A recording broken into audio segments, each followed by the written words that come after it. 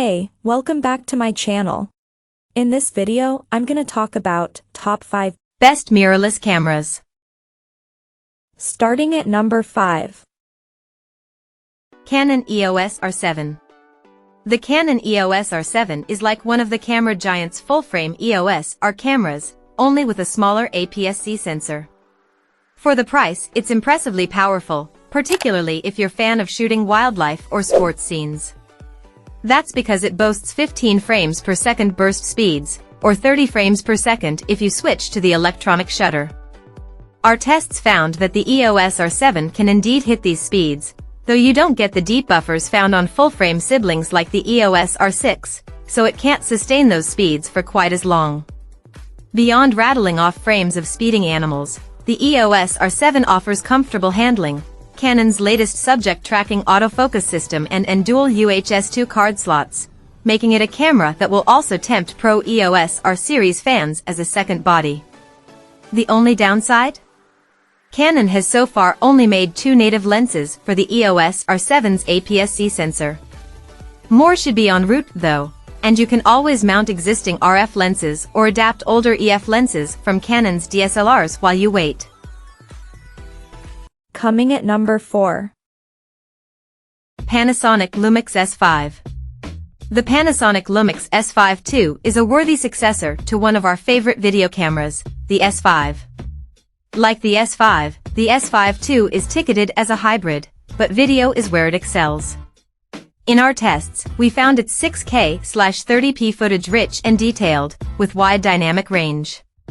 Its video chops are bolstered by 10-bit recording across almost all resolutions, plus the ability to record uncropped footage using the sensor's full 3:2 aspect ratio, useful for cropping content.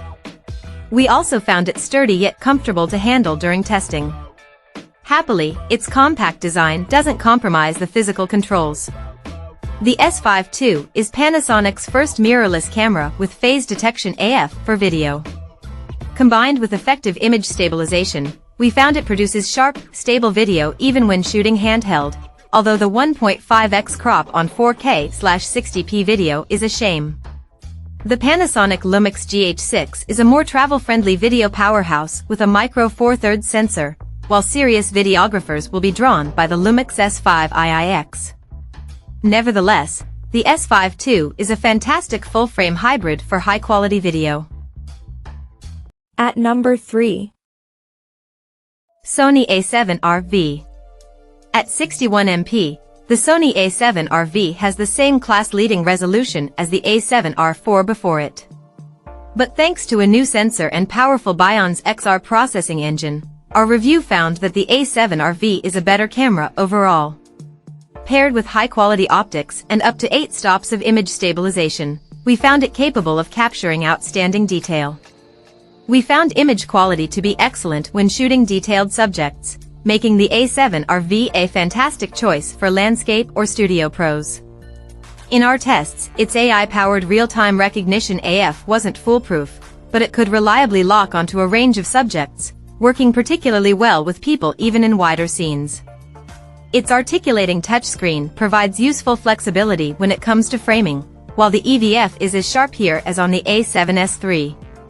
If you want a high-spec full-frame powerhouse and don't mind paying for it, the A7R V is a serious step up from its predecessor.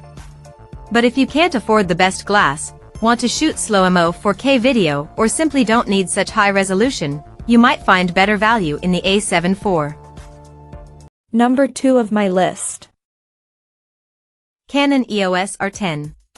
There are cheaper mirrorless camera for beginners, but none that can match the versatility of the Canon EOS R10. From our tests, 2 features set the Canon EOS R10 apart for learners: its 15 frames per second burst shooting rate and powerful subject tracking autofocus, which operates across 651 AF points. These 2 features combine to make the R10 a fantastic performer in a range of scenarios, particularly when subjects are fast-moving. We found it particularly good at tracking the eyes of subjects. It's not a perfect camera for beginners. We found the EVF a little small and also noted the lack of image stabilization, a feature which is offered on rivals like the Olympus OMD EM10 Mark IV, below. Then again, we also found that the R10's low weight and deep grip make it a forgiving camera for novices to use. We also noted positively in our review the helpful presence of an AF joystick.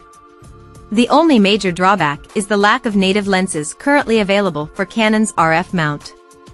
In all other respects, the R10 is a versatile option for photographers getting started.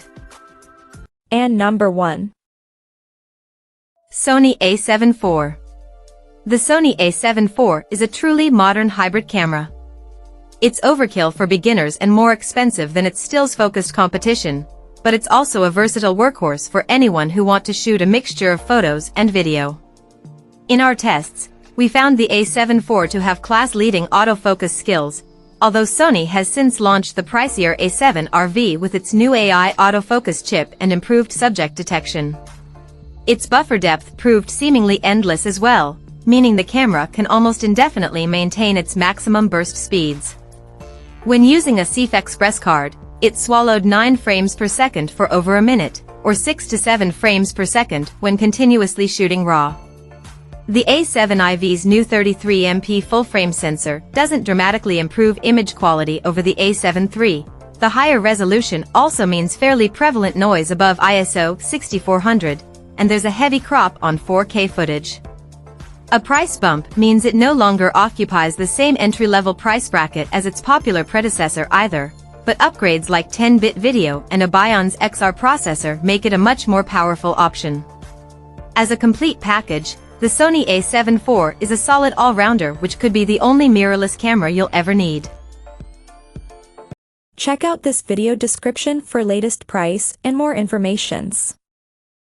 Thank you for watching this video. Please subscribe and stay tuned.